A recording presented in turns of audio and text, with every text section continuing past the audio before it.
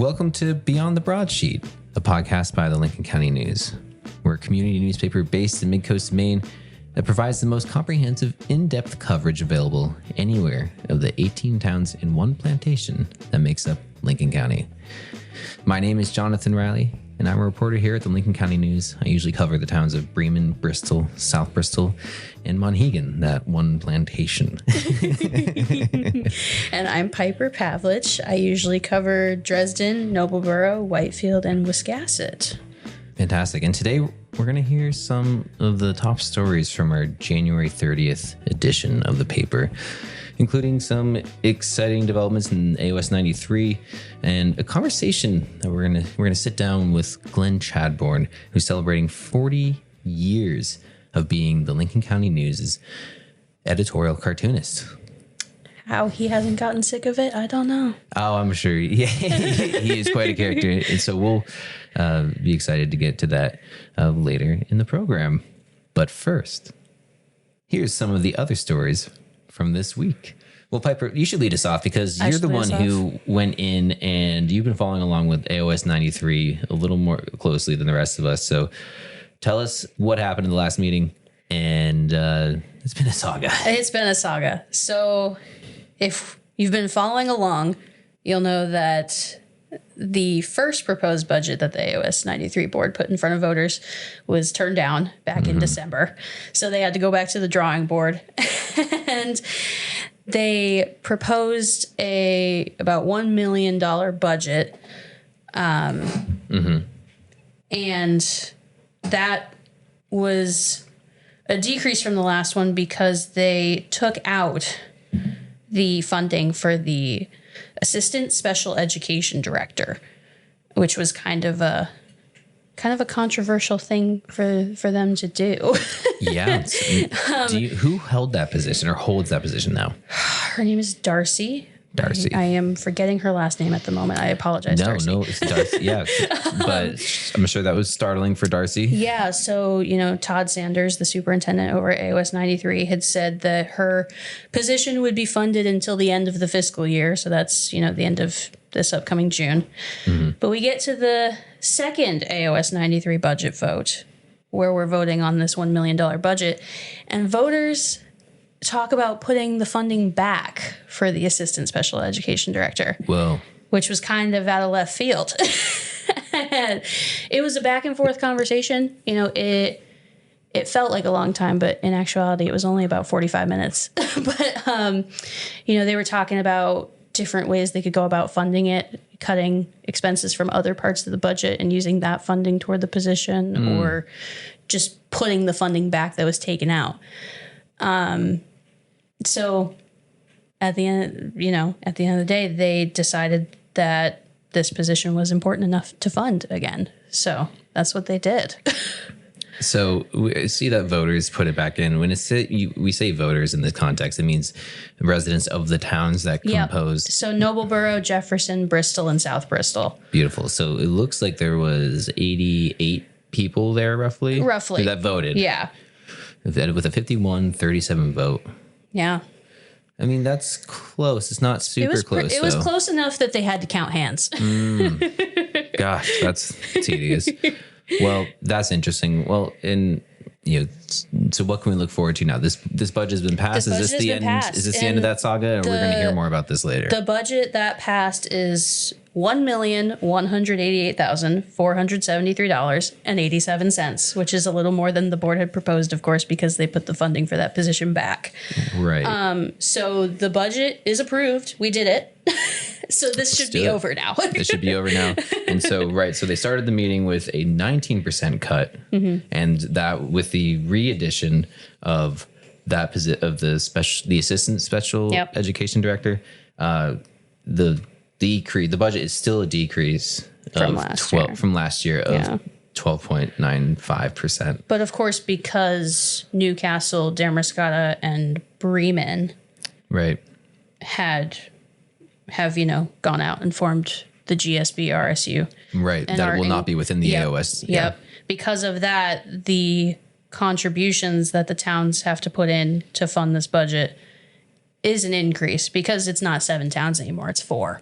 Right. So even though we lost a school, we also lost revenue from 3 towns. So it's money talk is so difficult. Yeah, absolutely. So I'm curious. So since we lost 3 towns, did that reduce the budget of the AOS, the central office at all? Because we have now they've 3 less towns and 1 less school to oversee. So was there a reduction at all in like their responsibility? No, and this is, Todd Sanders put it in such an interesting way. He has said it's not apples to apples. So although we've lost students from 3 towns and although we've lost a school in this school district, the need for special education services looks different year to year. So it could be that Great Salt Bay didn't have many special education needs and Nobleboro does this year. Right. And the next year it could be Jefferson has the majority of the need. So it's different year to year. So the central office, even though we've lost some students and a school, the central office still pretty much looks the same. Wow. So it sounds like this part of the saga has come to a close, but we will continue to hear as the individual schools go through their budget processes, because you're still over there in Nobleboro. Yeah. So basically the 3 reporters all cover towns within AOS 93, and I cover Bristol and South Bristol. So Bristol, South Bristol, if you're listening, I am coming for you. I'm going to be there for the budgets, and we're going to be listening and talking about that. But let's pivot real quick over to something else that happened this week. It looks like the Wiscasset girls basketball coach was dismissed mid-season, which is pretty wild, coming off of the heels of the team's first victory in 8 years. Yeah, I think this was a pretty unexpected move. Yeah, it's really, it feels pretty wild. I mean, not knowing a ton about the situation, my first reaction is I wonder if like the added scrutiny of them finally winning a game, they're like, but yeah, I don't think we don't know a ton. The boys basketball coach is stepping in to kind of take over coaching for the girls team in the meantime. And it looks like Coach Wall may be putting out a public statement soon.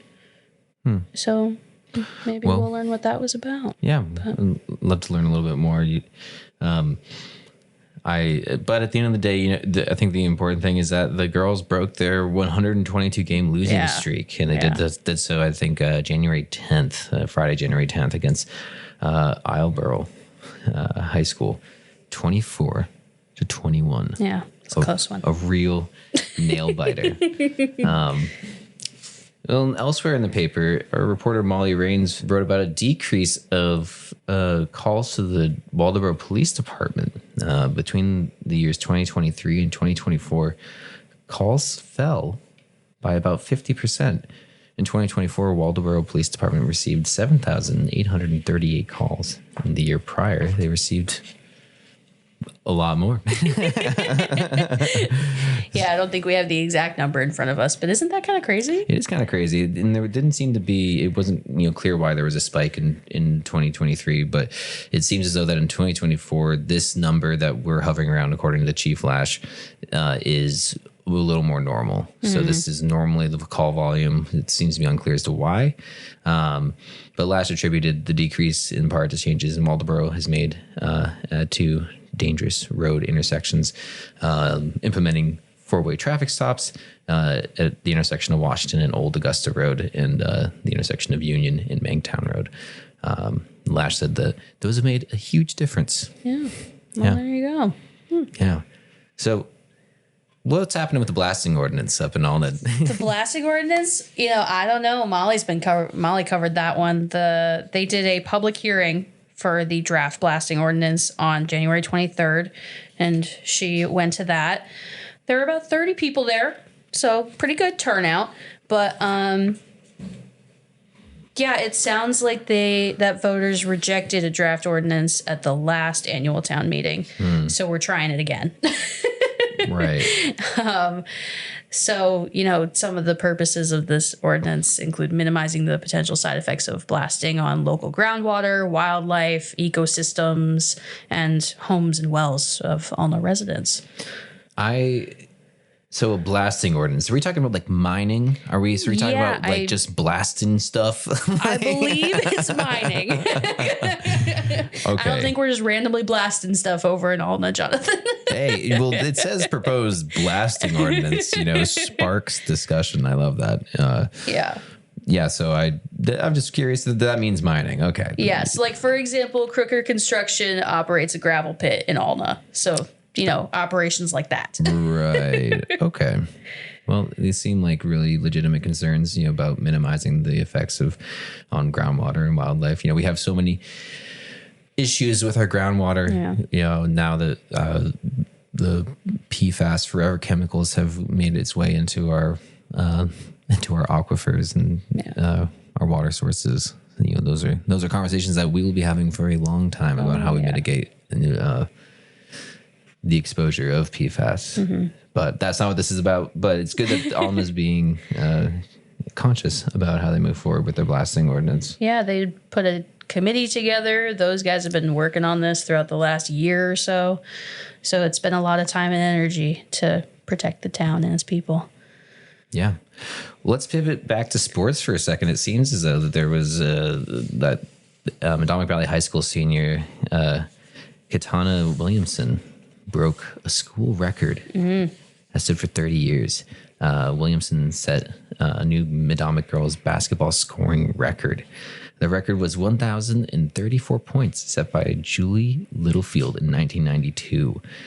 And it looks like Williamson's new record is 1,059 points. She still has 2 more regular season games plus the playoffs in order to further that record. But congratulations to Miss Williamson. Yeah, and of course our regular listeners will know that we talked about her last time around because she hit the 1,000-point mark. So yes, it's quite the club to be a part of the 1,000-point club. She's doing some good things out there. She is. I don't think I didn't even get remarkable anywhere close to 1,000 points in basketball when I was at Lincoln Academy, but I will probably tell my grandkids that I did.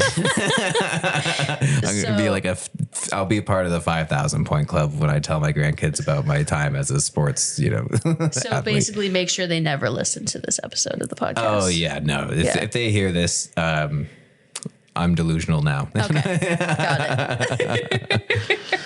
Well, and so we had this week's character was Scott McArdle, a co-owner of King Ider's Pub in Damerscotta. Those of you familiar with King Ider's Pub knows that Scott, along with his friend Damon Waltz, bought the establishment in 2022, and they've been doing great ever since. But the article's more than about his journey to King Ider's, although it's hard to ask people what they do outside of work sometimes because, in the best light, we spend our lives going and moving towards businesses like this, to have these opportunities. So sometimes it's hard to say, like, what do you do outside of work? It's like, well, because sometimes this is all of the roads, all of your, so, but Scott also is a avid Magic the Gathering player. For those that don't know, Magic the Gathering is a mythical trading card game where you get to duel and combat other players with decks of cards with magical beasts and wizards and so on. It's sort of loosely based on the idea of like Dungeons and Dragons with a little more like, not quite as like role playing, but it's more actiony, and it's really fantastical, and it's amazing that he even finds time to do that. But him and Damon, who both started at the pub in 1997, right around then, as dishwashers and working in the kitchen, they still play Magic together. So what I'm hearing is we all need to learn how to play this so we can play with them. Girl, you need to learn how to play. Yeah. I know how to play Magic. Oh, you know how to play. Oh, okay, sorry. I'm behind then. I used to play Magic when I was in high school. Not a lot. It's funny because if I have some friends that if they listen to this, they'll be like, Johnathan didn't play Magic. And it's like I had a deck and I could kind of play. My friend Tanner Fields, shout out Tanner, and Ben Stone, we would play sometimes. And but I was more into Yu-Gi-Oh. Mm-hmm. Yeah, I knew how to play Yu-Gi-Oh. Yeah. Anyway, read about that nerd, Scott McArdle. He had a great time. So, yeah, read that. Scott was this week's character. So, Scott, if you're listening, thank you again for sitting down with me. It was a real pleasure. Well, I'm seeing here that the Bristol Air Devils were wowing crowds in Maine, Piper. Oh, yeah, they were. In Portland, specifically. So who are the Bristol Air Devils? At face value, it seems like a very scary name. I think of it as strong and mighty, not scary. Strong and mighty. Yes, because this group of 19 kids, mm-hmm. they are fabulous jump ropers. I love to hear that. What is that? What does being a fabulous jump roper mean? Like you can jump? So, let me say this. So the story we're talking about is the jump rope team at Bristol Consolidated School performed at a Maine Celtics game. Okay. On January 26th. And when I say that they're amazing at jumping rope, Johnathan, you should have seen this. I was there for a 2-hour practice. There was one girl jumping rope while jumping on a pogo stick. What? I can barely walk 10 feet without tripping over myself. I don't know how she did this. And also, I don't even know how to describe it because there's all these crazy tricks that you can do either like as an individual jump roper or as a team of jump ropers. And it is absolutely wild. I am having a hard time conceptualizing. It's so hard to conceptualize because it's like jumping rope is a lot more... it has a lot more variety than you think it would. And there are so many different types of moves that you can master. And, these kids, they're participants from second graders up to juniors at Lincoln Academy. Mm-hmm. And, they can do so many different things with these ropes. And it is absolutely incredible to see. And I really wish I could explain it better, but it's just something you have to see to believe. But it sounds incredible. Since you couldn't be there, you're lucky that, I have a few pictures in the January 30th paper. That's right, yeah. Of their practice. I'm excited to look at them more intently. Yeah. Wow. So 19 members of the team. Mm-hmm. Give me an age range. Is this like they have first graders? They have second graders. They have sixth graders. They have juniors in high school. This is crazy. Yeah. What's going on in Bristol? I don't know. Jumping around. But it's great because, I asked the coach of the team, Chris Perry. Mm-hmm. Legend. Love Chris Perry. And I asked him, I was like, how do you coach such a wide range of kids? And, jumping rope is really something you can master whether you're 8 years old or whether you're 18 years old. So, they have different skills that they try to achieve. Once they do that, they move up a next level and work on other skills. So, there's a lot of different skill sets on the team, and it's just very cool to see. And, you can tell that these kids are really into it. So, well, it sounds like a jumping good time. Oh my gosh, it is. Yes. That's fantastic. Well, are there any other pieces of note in this week's paper that we want to get to in our weekly recap? Well, we could talk about Glenn. Oh, we're going to talk about Glenn. Well, yeah. So I guess we should get to that a little bit about, Glenn's background a little. Just that, like we said at the beginning of the podcast, he's been with us for 40 years.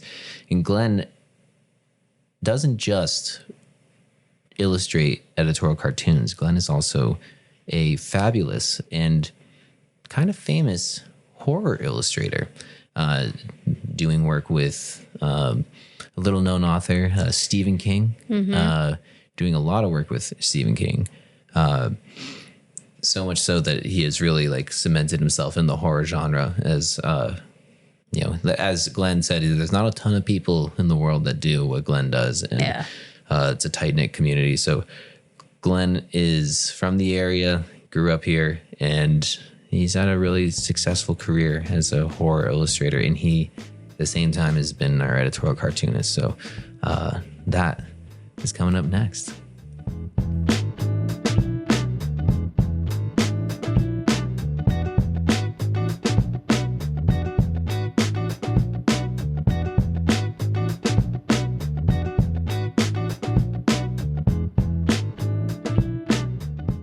All right. So with us today, we have Glenn Chadbourne, the man, the myth, the legend. Glenn, how are we? That's a loosely used introduction, but I appreciate it. I'm good, other than being a little nippy. I, just went to the store and all that. Now I'm buckled down and ready for questioning. Oh, excellent. Like this is an interrogation. Well, I mean, we have 40 years to cover. There's a lot of history to dig up. Oh, we could never. If I can remember half of it, by all means. Oh my gosh. It would take us forever to cover all 40 years. So. Well, first of all, I do need to say I did love your 40th anniversary cartoon. That was delightful. In this, you have to maintain the humor about yourself, Maia. Yes. I was going to say, what's been the key to your success? I mean, you're not just a cartoonist for us. You're illustrator. You're all over the place. But what do you attribute that success to? Perseverance, I guess. When I was a kid, I just, I had baskets of rejection slips, but I sent stuff out to all over the globe and all over. Back in those days, there were different magazines that would feature your art to a variety of different markets, comic books, magazines, et cetera. And, they dip their beak if you sold any. So, if you sold 10 comics, they'd take $1 or some such thing. But anyway, it got your name out there. Yeah. And so, I would send samples of my work out to, all over the place. And, everyone, I'd get polite, rejection slips. And I just kept at it and kept at it and kept at it. And sooner or later, a couple bit. And that led to a couple more, and it's same old story. People are busy. A lot of great cartoonists and artists stuff lay in slush piles because these places would get inundated with requests for this and that. But anyway, I just kept at it. Perseverance. If I had to nail it down to one word, that's what I'd say. So, Glenn, out of the buckets and barrels of rejections, do you have any memorable or favorite rejections along the way? Not so much rejection slips, but I got a lot of weird mail. I got some squirrel parts sent to me one time with paws and feet, and this guy thought that I'd appreciate that, and he was a big fan of my Chillville comic, which I had the Lincoln County News print up for me. I did two indie comics. I did Chillville and Farmer Fiend's Horror Harvest. And you can still go to YouTube, and there are these comic geeks on there that, really blow my dress up over this stuff. So, they're floating around. When he sent you those squirrel parts, did you appreciate it? Were you stoked about that? I was, I'm for a guy in an abnormal racket, I'm fairly normal. So, yeah, that kind of set me back in my chair, but that's pretty good. I mean, like you said, sort of in an abnormal sort of field, not every illustrator finds their way into horror. Some people are scientific illustrators and so on. Where does the affinity for horror come from? Well, like many in my tribe, I grew up on a steady diet of it. Right down the road from you guys at the corner, there was a place called Wright's Store, and it was a little mom and pop stores before they called them convenience stores. And they would have racks of the old, Tales from the Crypt and Vault of Horror comics, and they'd also have all the Warren magazines, Creepy and Eerie and Vampirella and Famous Monsters of Filmland. And so once a month, these things would roll in, and my father would take me down. I was a little kid, probably 9 years old at the time. And, and I'd get a basket of these things and just be as happy as a boy could ever be. And I just had an affinity for them. And so after a while, I got drawing my own little comics as a little nipper. And it kind of grew from there. So, and it stuck. This this is really particular to the, to this day, to all the writers and artists I know in the field and stuff. We all grew up on that stuff. So, and I was an only kid. There wasn't really anybody to play with then on the street here. So, I was a goth kid. I was gonna say. I was very goth before the term got coined, and I was like Pugsley Adams, So Glenn, did you have a natural talent for drawing, or was this something that you had to work for a long time to really get good at? I did what I do now ever since I was a carpet crawler with a crayon. I just had an affinity for it. So. Yeah. Yeah. But I did go to a few colleges, but I pretty much went to get out of the house. And all my professors were sweet people, but they were all, prima donnas, and they, do it my way and draw large. And, they all, had their thing. But I've just always done what I do. And, it's just in me. It's hardwired. It's in my DNA. Yeah. It's been interesting in going back through the past 40 years because we were looking for different comics, seeing how like your own personal style has evolved through cartoon drawing. Like I found one you did when some members of the team won a Maine Press Association award back in the 90s. And like just seeing your growth has been really interesting. Can you talk a little bit about your evolution as an artist? Well, it's practice makes perfect. I've noticed it myself. You sort of your style morphs as time goes along. But I can remember Sam Roberts. Sam hired me, and I'd spend like I don't know, Christ, like 6 or 7 hours on one of these things, and he said to me, "Well, you don't really have to take all that time." But I always try to go the extra mile, but and of course some subjects pop out and loom larger than others, so I'll sink my fangs into something that really interests me, so it's just natural. Yeah, I wasn't sure if you guys were aware, but like there are some annual favorites. Like I know the "Don't Leave Your Dogs in a Hot Car" is one that comes up every summer. Are there any other ones that you try and get in once a year? I like the Yeti. Oh, yes. The local Yeti. What? Who's the local Yeti? What do you mean?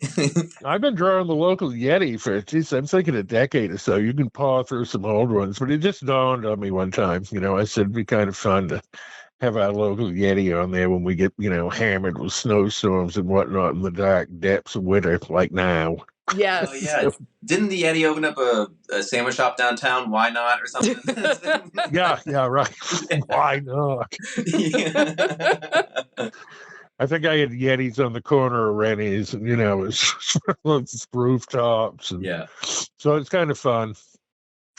Yeah, and so we're talking about the evolution of your style. Like you have such a way with texture. Like when I look at some of your work, over the last decade, I really feel it, and I feel like it adds to your the genre of like being able to like feel what's going on in your work, which is really remarkable for a 2D artist. I was a student. I grew up on underground comics too, because I was at the tail end of the hippie days, and R. Crumb was a big favorite of mine. He was like a mentor. You've seen a bunch of his stuff, whether you realize it or not. He did the Keep On Trucking guy, and he did Mr. Natural, but he was a pen and ink guy, and I adored his stuff, and Bernie Wrightson and a lot of the sci-fi and underground comic guys back in the 60s and 70s that influenced me a lot. Richard Corbin.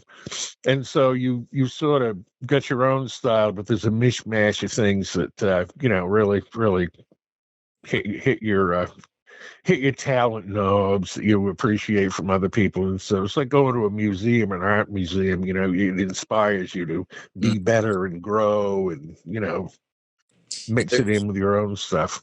Is there any artists recently that you've seen and thought, wow, this is, I really would love to try that, or it's just inspiring some of your own work? I have noticed in the past few years, I've got I got a lot of dear friends in the horror biz. We're a pretty small tribe. Mm-hmm. But, I've got a friend up in Montreal, Francois, and, Vincent Chong, he's over in London, and a lot of these guys, and we're all, like I say, we're a pretty small tribe, but, people do different things these days. There's a lot of computer graphics and stuff, and I never really got into that. I'm old school. I just, it just drips out of my head. I pick up a pen and, and a lot of the stuff I do for books, one of the best things about it is I get manuscripts up front before the books come out. So I get to read the stories and, and make up a little list of what I thought would make for a really good illustration for a different chapter in a book or something. And then I'll pass this by the publisher and oftentimes the writer. And, I go from there. So it's an interesting racket. It sounds it. And it also sounds like you have varying levels of involvement with your art. Like this, like the Lincoln County News, I'm sure, several hours a week, for our cartoon, but then putting together like a graphic novel is a whole other thing. And then doing covers for books. And a coloring book. And a coloring book. Yeah. Yeah, we're doing another zombie kitty book, which is kind of one of my favorites. We did the fast zombie and the slow zombie, which is a tortoise and the hare, and I just finished that one a while back. And now we're doing the Zombie King's New Clothes, which is the Empress with the current times topical in that one. But I have a lot of fun doing those. So yeah, but I've done. I do kitty books to full bore horror. So it's a schizophrenic workload what I do. Yeah, I imagine. And you said that you have always, since you were a carpet crawler, you've had this acumen. When did you know that you were going to make a go of it as an artist, or was it just like, this is what I'm going to do, and I'm always going to do this? I just, put my head down and kept sending things out. And, and then in my 20s, I started going to a lot of the conventions. I was involved with a comic called Blood for the Muse. Excuse me. And they brought me down to New York for that. There was a huge comic show in St. Paul's Cathedral in the basement. And, so I stayed down in Brooklyn for a few days and went over to that. And from there, that led to other gigs. And then I started to go to conventions, and I met a lot of people in the business, physical beings that I'd corresponded with, in the mail. This was before email. Mm-hmm.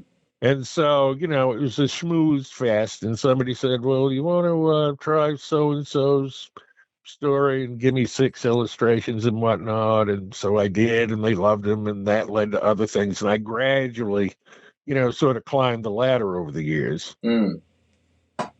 Wow. I mean, it sounds like like you said, it's a small crew of people that do what you do. It is. Really in the horror genre, it is, yeah. Has your upbringing in Maine informed at all your horrors? Oh, well, you get that guy up the road, and right? Maine is, and due to him, Maine has become the Transylvania of America. So yeah, of course it has. Yeah. Well, I think you're right there with him, helping out that idea. For those we've scratched each other's backs for sure, and so. Yeah, Maine is a unique place, and it's home, and I love it. And they're going to take me out of here feet first. I'm not going anywhere. It's my home. It's a very special place and a very unique place. It's a very unique place, more so when I was a kid than it is now. It's getting kind of watered down because people found out about it and they're moving up here in droves. So it was a lot different when I was coming up. Yeah, some of us even came out from the mid-coast or the Midwest for this job. So I'm realizing right now I'm the only from away or currently on this call. Yeah, well, we're glad you're here. I mean, the Midwest is full of its own horrors. Oh, this is true. Yeah, there's plenty of horrors in the Midwest. Glenn, do you do any 3D work? Never have. No. Yeah. I'm looking at some of your photos of the Pumpkin Fest. You have some really incredible, horrible gourds. Yeah, well, they they spoke to me, those pumpkins. I'd go out and they'd say, "Well, what do you want to do on this?" I'd say, "Well, I have to look at the thing, and if the different bumps and indents, and I can see a face popping out." So yeah, those are great. Yeah, I haven't done one in a couple of years. I'd be up for doing one this year. I've had conventions. They had me in Vegas last year when the thing was going on. That's or not in Vegas, but Boston. Yeah. Yeah. What was the convention? Was it horror related? King Kong. It was the biggest Stephen King convention on the planet, and they flew me out, and I was a guest star. So Whoa, that was a bee in my bonnet, and I loved it. I was a little overwhelmed. You do this stuff, and you fight around on Facebook and whatnot, but when droves of people come up and know who you are, it's really really touching is what it was. Did you ever think that would happen for you in your career, that you would become such a well-known artist? Not in my wildest dreams. No. I just kept doing what I do. Well, how does it feel to have made it to this point? Humbling. It was I was really quite touched. Yeah. And I got to if you're a musician, it would be like being asked to jam with the Stones. So Steve's been very good about letting me do stuff, and all the publishers, and so I'm a lucky boy. I've done about what I wanted to do in life. So not everybody can say that, and I'm pretty humbled by it. How many cartoons do you think that you've drawn? Oh my gosh. Well, if we can do the math's not my strong suit, but I don't think I missed a week. I don't think you have. I've been going through, like I mentioned earlier, I've been going through them all, and I've found a cartoon for every week. So 52 weeks in a year, 40 years. Yeah, times 40. Like 2,000 and some? 2,080. 2,080. And then put that on top of all the other work he's done. Yes. Plus, sometimes you come in with bonus cartoons. I remember one year for my birthday, a couple years back, you showed up with your cartoon for the paper and then also a cartoon specifically for me. Aww. And a rose. And I was like, Glenn, you're the best. Well, hey, look, you're well worth it, Maya. We love you. No, that's quite a bucket of cartoons, but yeah, you don't realize time kind of glides along, and it's just part of my weekly thing, like So I'm a machine with these things. What can I say? I just crank them out. I'm very lucky. I get to sit here in my bower and do my thing. And what kind of ink does the machine use? What kind of you said you use pen to paper? What sort of pens do you use? I use these little Statler. There used to be Rapidographs you could buy years ago, and I started on those, but they were like fancy fountain pens with India ink, but they'd always clog up and they were expensive. And so nowadays, within the last decade or so, somebody had the bright idea to invent microns, and they're like disposable mimeographs, Rapidographs with India ink, and I use all those, and and when I paint, I use acrylics. Ooh, cool. Yeah, my dad. My dad, Glenn. You're the only other cartoonist that I know, but the other one is my father. So it's nice to I've always had a special place for you in my heart, because I don't know any other cartoonists other than you, my father. But growing up, he used the microns as well, and I love them. Yeah, they're great. Yeah, they're great pens. And I asked my dad too one time. I was like, "How much paper do you think you've used up to this point?" And he's like, "That's an impossible question." Yeah. I buy it by the ream. Hey, I know a place where you can buy it by the pallet. Yeah.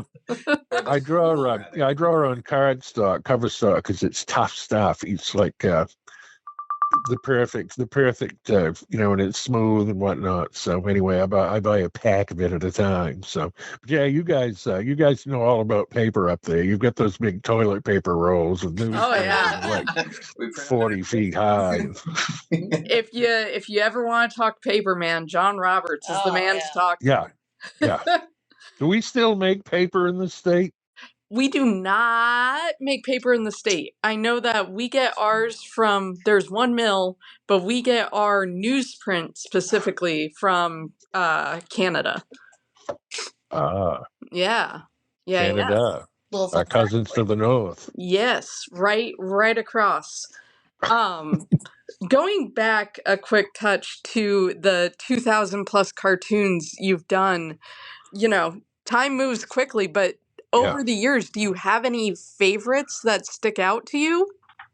Actually, John had me do that one after the last election when, people were ready to go at each other with hatchets and buzzsaws. And he had me draw the one with the fife and drum corps with the donkey and the elephant. All with, casts on their arms, limping along. I think he personally kept that one, too. Yeah, I told him to keep it. And I really slaved on that one. And that might have been the perfect political cartoon for the time. So, I agree. I also liked the one from this week that we ran with your story, which is as apt now as it was in 2020. Yes, well. It's very true, sadly, but surely. There was another year to, step in on this a little bit, where for Halloween, to no one's surprise, Glenn's Halloween cartoons are always intricate, detailed, incredible. There was one year he zombified the entire staff of the Lincoln County News. I remember that. Yeah, there's a favorite. And of course, every day's Halloween for me. But I do remember that. That was a cool idea. That's right. For the man who every day is Halloween, do you have a favorite old horror film? Oh God! There's a bunch of new streaming channels that just came out, are like a gift from the gods. The Essential Sci-Fi and also Classico, and they've got all these old flicks that I haven't seen in years, and so I like old schlocky stuff. It's fun. If I had to pick a horror film that let's say scares me most, I like Dead and Buried. It's an 80s flick. Ooh. It's really, really creepy. That's the other thing about this racket of mine. I've become friendly with film directors and movie folk, and that's really tickled me. I mean, it's opened up a whole new arena for me. So when you're watching horror, what is it about it that are you into jump horror, psychological thriller? Is it the blood and gore and guts? Like, what do you go to horror for? No, I'm more of a psychological guy. I mean, Hitchcock said, you don't have to show the guy getting the axe drilled into his head. You have to suggest what might happen, and it's all the more your imagination is at the driver's wheel, so. Oof. Well, we know that you have an imagination, so. Yeah, I do have that. That's awesome. Well, guys, I think, Glenn, I know that you're working on a deadline, and I appreciate you taking some of the time out of your day to. Yeah, I have to draw 260 drawings for a anniversary release of The Stand. Oh. And they have to be done in X amount of time. That's the other thing, doing what I do. I live in a land of deadlines, so. Yeah, we know all about that. You guys know about deadlines, so and I attribute that to a lot of my success, because if a guy says, "Look, we need this by February 17th," I get it there by February 7th if I have to stay up 24 hours. So they appreciate that out there in the publishing world. Mm-hmm. I'm sure they do. As an editor, I definitely appreciate that. Yeah. So, well, look, anyway, guys, I'm more than happy to have yacked with you. And of course, I see you all the time anyway, but this has been fun. And hey, send me a link so I can show it to the kinfolk. Oh, we will. We definitely will. And, I haven't been here the last 40 years, but the last couple that I've been able to share this office space and see you walk in every Wednesday, it's been a real treat. And so I'm excited for, 40 more years, Glenn? What do you think? Huh? Well, that was, Jesus. Let me get through the next 4. Let's put it that way. Amen, man. All right. Now, look, good talking to you guys, and keep rocking. Hey, love you. Thank you, man. Love you. Love you. See ya. Bye. Thank you for listening to Beyond the Broadsheet, a podcast by the Lincoln County News. Production support is provided by Tyler Davis of Tyality Productions. Theme music by Stu Mahan and Sherwood Olin. Have a question or a suggestion? Email us at info@lcnme.com. And if you haven't already, please be sure to rate and subscribe to this podcast wherever you listen. This has been a Lincoln County Publishing Company production.